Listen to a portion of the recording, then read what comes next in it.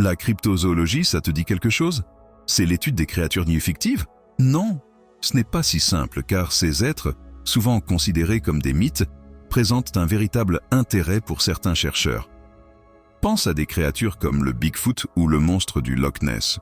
Ces légendes fascinent des générations entières. Les cryptozoologistes passent des heures à essayer de prouver l'existence de ces animaux, en fouillant forêts et océans, en collectant témoignages et rapports de sightings. Ils ne se contentent pas des récits de vieux paysans, bien au contraire. Ils cherchent des preuves physiques, comme des empreintes ou des échantillons de poils. Parfois, ils croient que ces créatures pourraient être des espèces réelles, simplement non encore découvertes par la science moderne. On débat souvent d'éthique. Est-ce que rechercher des créatures mythiques a du sens, ou est-ce une perte de temps et de ressources? À chaque fois qu'on découvre une nouvelle espèce, de la plus petite à la plus insolite, cela renforce cette quête de l'inconnu.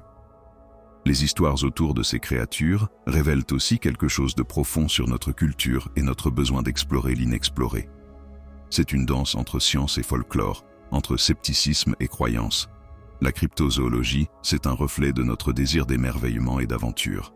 Elle nous pousse à questionner nos connaissances et à rêver d'un monde où l'impossible pourrait devenir réalité. Alors, la prochaine fois que tu entends parler d'une créature fantastique, souviens-toi qu'il y a toujours une part de vérité cachée quelque part derrière le mythe.